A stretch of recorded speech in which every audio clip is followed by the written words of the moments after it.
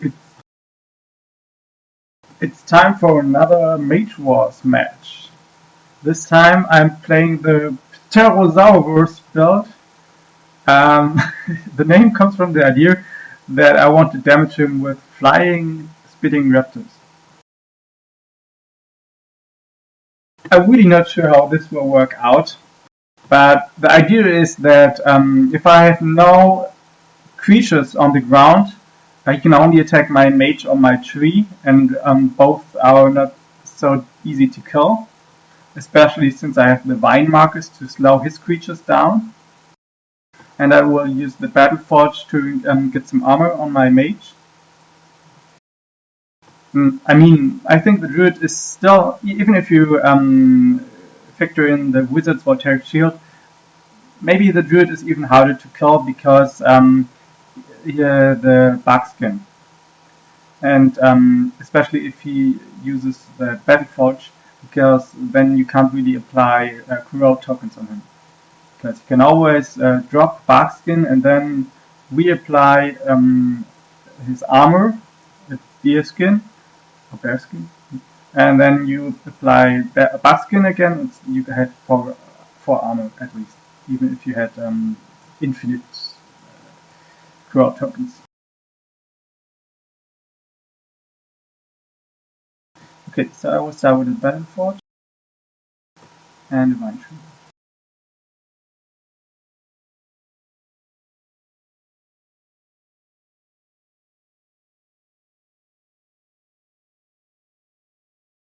Yeah, the idea is to keep my mage alive by running away and buffing him, and at the same time killing him with flying raptors.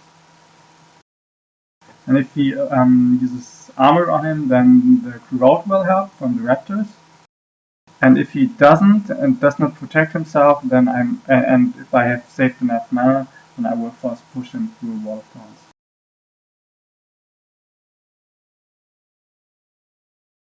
He might use the Gate of Voltari, so I start with a pine tree.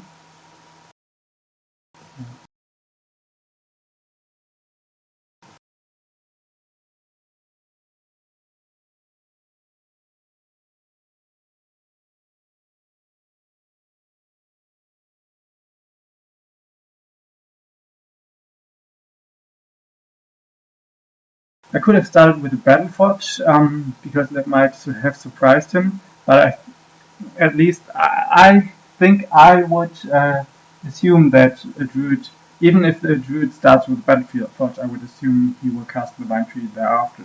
So, yeah, because it's really one of the best openings for the druid, I think. It gives him actions, mana, even more mana because it has channeling and it increases his inherent channeling. Yeah.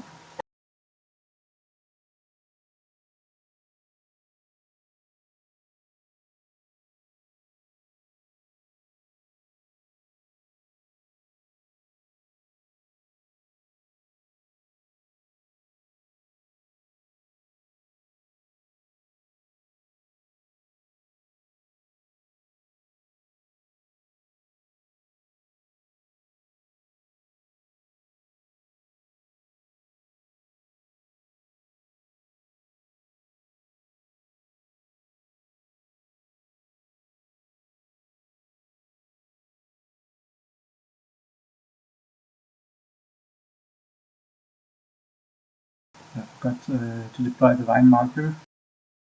That happens often if you start with a druid, at least for me, because it's so unusual that in the first round you can deploy something.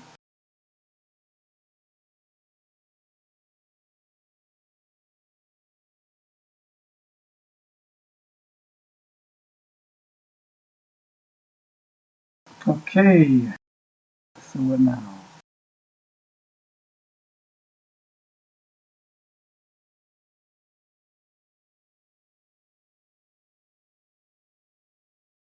Oh, I don't have a nuclear amulet. I thought I put it into the build. No.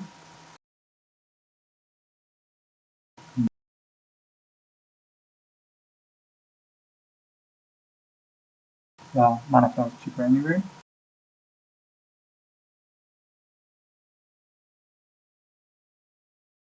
First, I want to increase my channeling, and then I'll summon the raptors.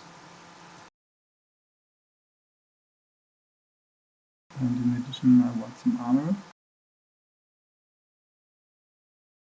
and the forge.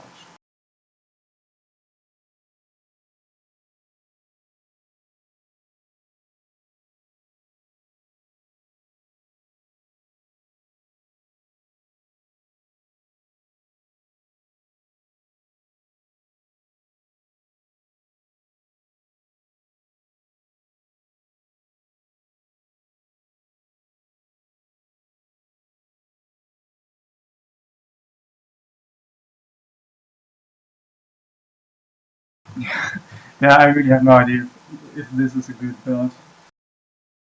But at least it should be difficult to kill the druid, and I have flying raptors to kill him. Maybe the wizard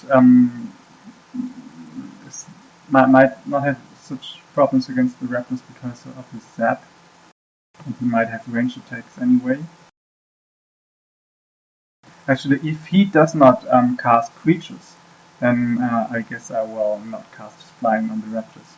The flying is just to make sure they don't get killed by builds that rely on many high damaging ground units, like grizzlies or zombies.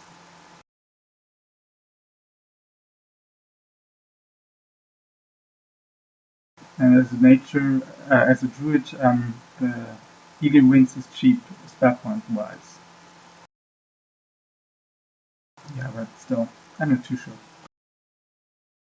Oh yeah, and the important thing is that the raptors have a ranged attack, so guards won't prevent them from hitting the opponent's mage. That's why I choose them, and because of the corrode. Because my main problem is I I want yeah I thought it should be quite easy compared to other mages to keep my druid alive, right? But it's not so easy to apply damage to the opponent. With the blasting banker, the build I tried out yesterday, it's much easier. It's a wizard, and I got many fire spells, fireballs and flame blasts. In this build, putting in her boulder is quite costly, spell point wise. To deploy.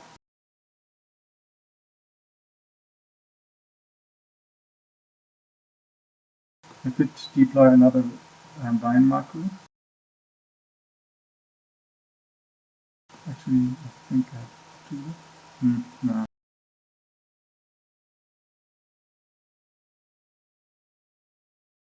Yeah, it's more difficult to fit in damage spells in this build. That's why the action banking don't work that well, I think. Um, I have somehow boulders to finish him off, and I have Poison Blood and Mage Bane because that's quite nice combo, I think.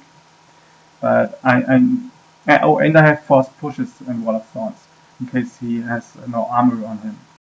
But I want another source of damage, and I decided to put in the Spitting Raptors with flying to make sure that they survive a while, even if the opponent has some big ground units. And the range attack is important to get around guards.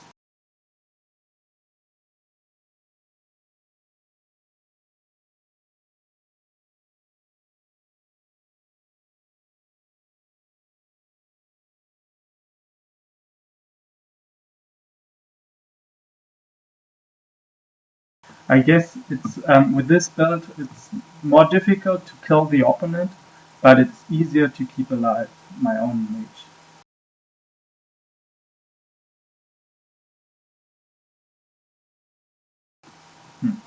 Okay, so here's a mage wand and an enchantment, and here's a nullify.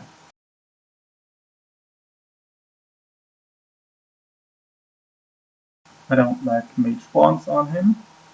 I will try to dissolve that soon.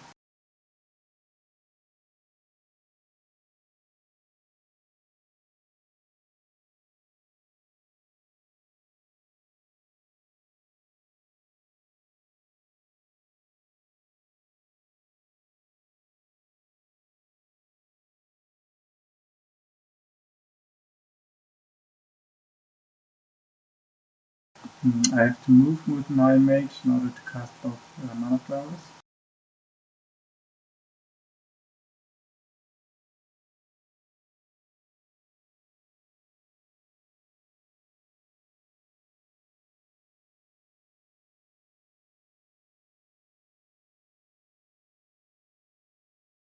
This way I can cast the second mana flower after his turn, and I can cast it in the border. Is it border? No, in the corner. And that way, if he moves into that zone, at least his Battleforge can't target him.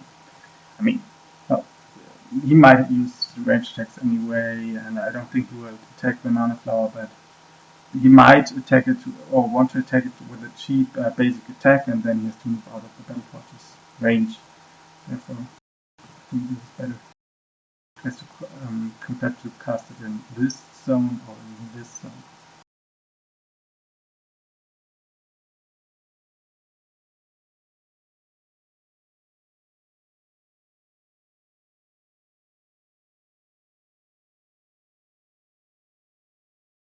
He has quite some mana and a Mage Wand, so I guess he wants to dissolve my leather gloves, or maybe force push. So I want some armor on me, even more. So another leather boots.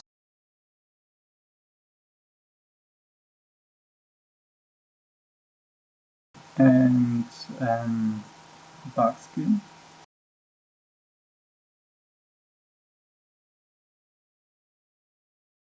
And something to trigger his nullify, so next round during the quick cast phase I can dispel his Mage Wand. I dissolve it. Yeah, Chains of Agony. I thought I put in a decoy.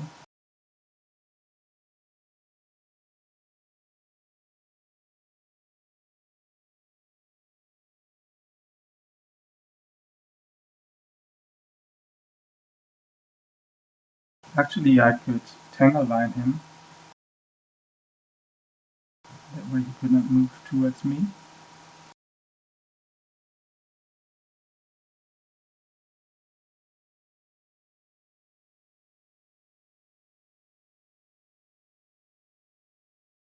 But,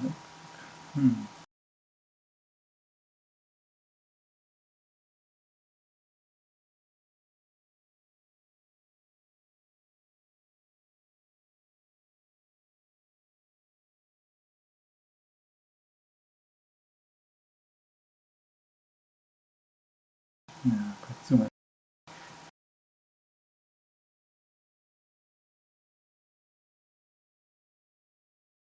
Yeah, Chains of Agony or Nullify on him.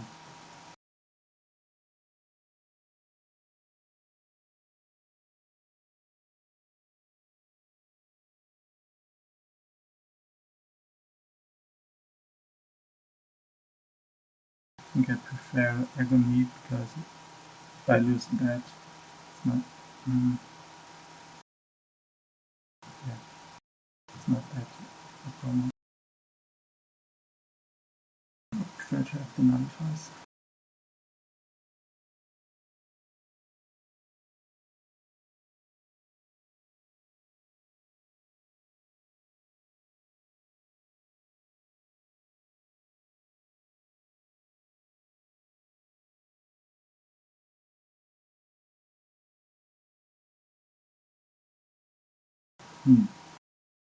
Maybe he wants to threaten my mana.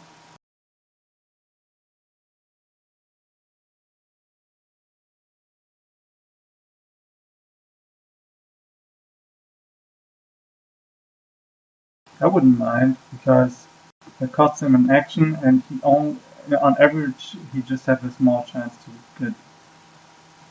Yeah, okay.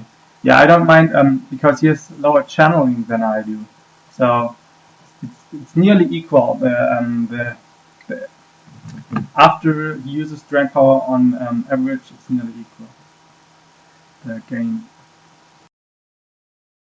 So it's just a trade of mana, and he gets a really small benefit on average. But he rolls higher than average. That sucks. Well, yeah, the thing is I have more channeling than him, so if he keeps using actions to lower our both our mana, that's good for me. Just sucks. I can't use my actions now.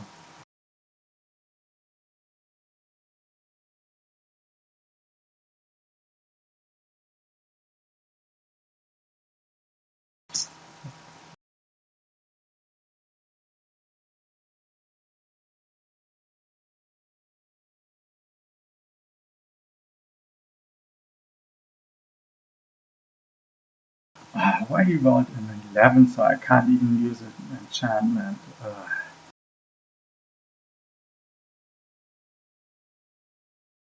Okay, maybe that's the reason why this isn't that such a bad move. Because he disturbs my planning. Hmm.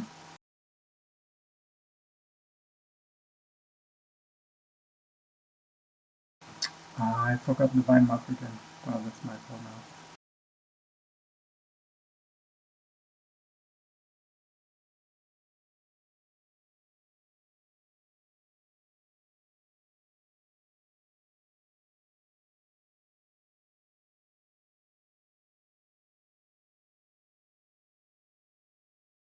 Next one I want to dispel this Mage Ward.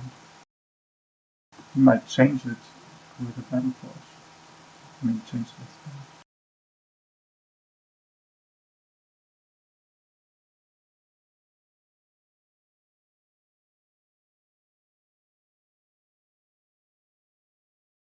You just move, right? Not cast a spell. And,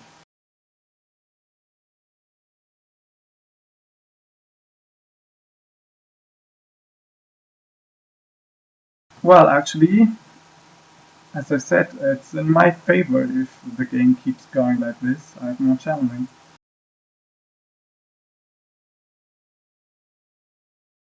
So maybe I don't dispel his Mage Ward. This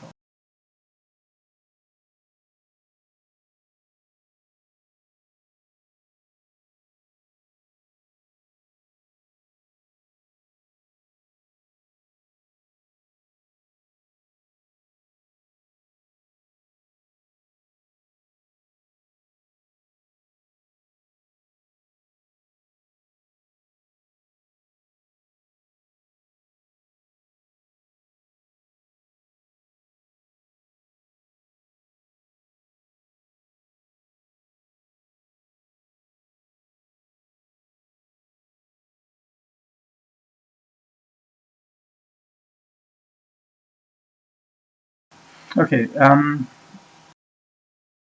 want an Enchanter's Ring, because now I will start casting enchantments.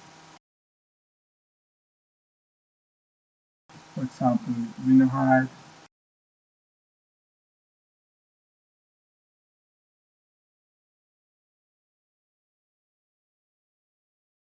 What else?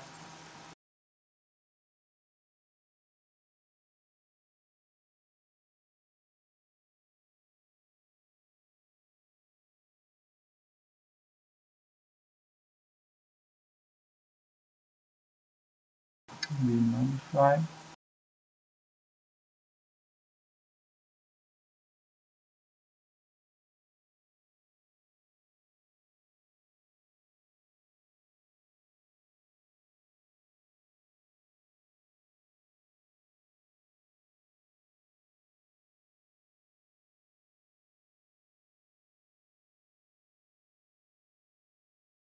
or Hand of Pterosaur, or Regeneration, and Regrowth. I think Regrowth and Xenohide is nice.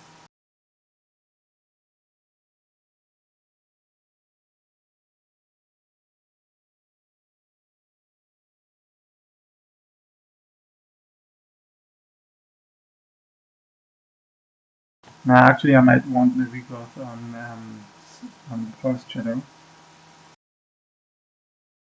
since I can get the regeneration on my mage with bark skin and with a tree bond.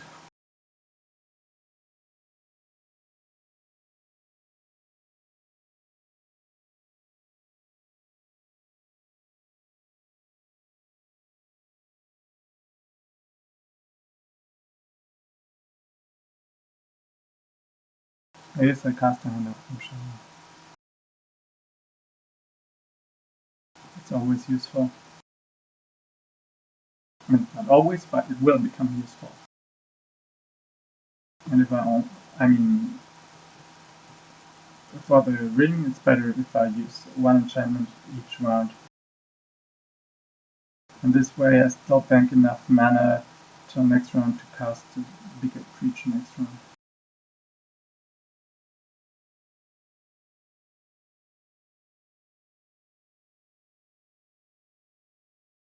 He doesn't even use his Battle Forge. He saves a lot of mana.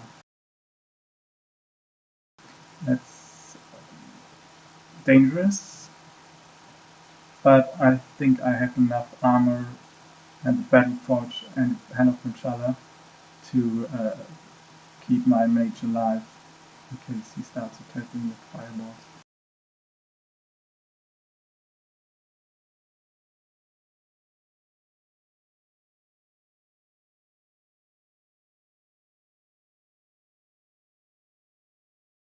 I will cast the Hand of Pterosaur in the quick cast phase and Greenhide in my full cast during my action. I wouldn't cast the crystal now if I were him, because that just gives me information. But I don't see reasons to do it now.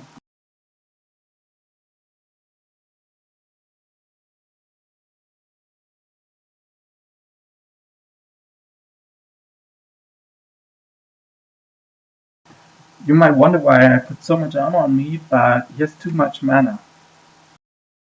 So he can burst me down for several rounds, like 2 fireballs each round. Maybe even first round fireball and Arcane and Wizard Tower, and then a fireball from the Wizard Tower, and then next round 3 fireballs if he has really much mana.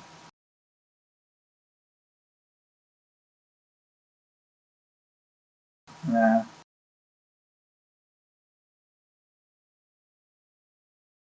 At least he had to pay more mana, as I had to pay for my mana flowers.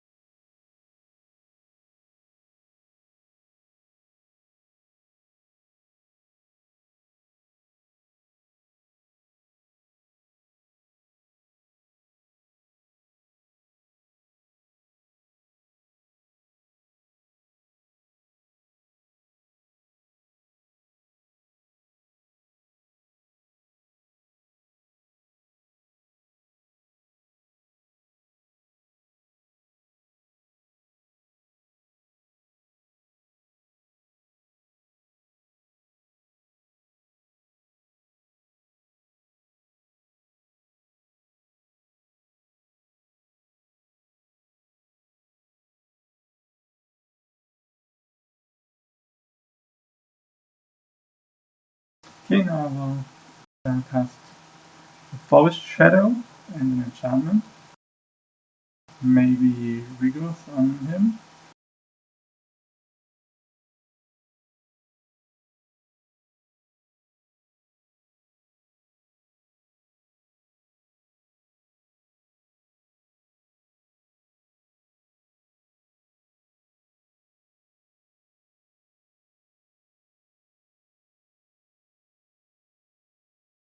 The question is, what will the Forest Shadow attack? The Mana Signal with which is ethereal and 9 life? Nah. It would take forever to kill. He could attack his mage and then maybe switch to the Mana Crystal. I think attacking his mage isn't that bad because he might use the Voltaic Shield. And if he does, then I switch.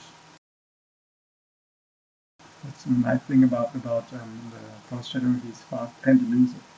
So you can almost move twice each round. Well, not if he's hindered by Vine Markers. I forgot the Vine Marker again, I think.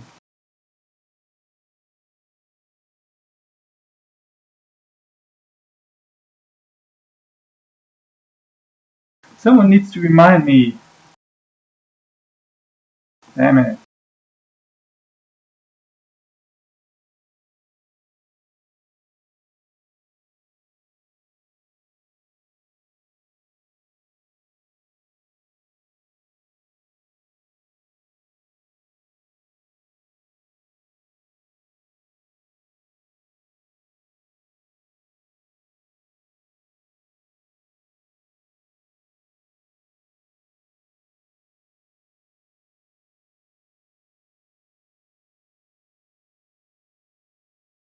Wait, he might use Drain Power again.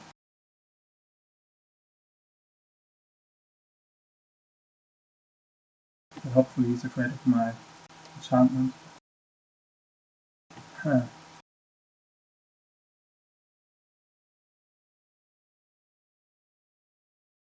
That might have been a mistake again.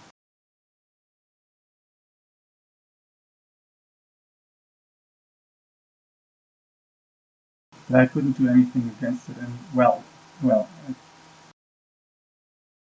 I prepared a Nullify. I could have used it now.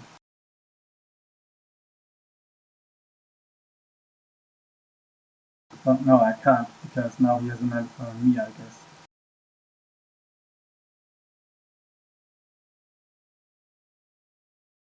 Well, I will test that with a Bast next round. This round, he will drain me again.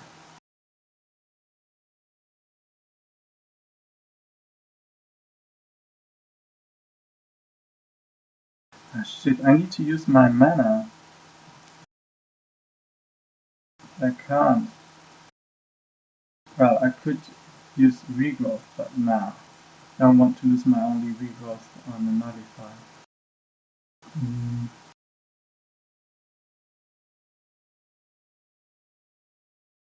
Fuck it.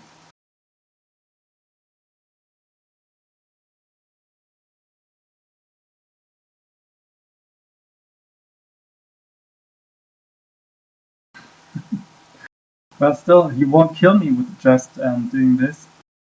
And mana-wise, it's not really in his favor. Yeah, now he rolls really bad.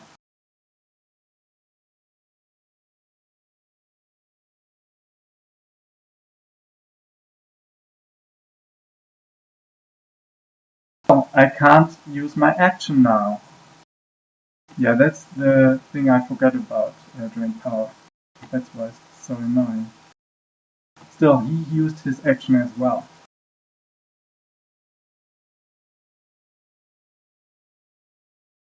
Do I want to trigger his Nullify with my Regrowth?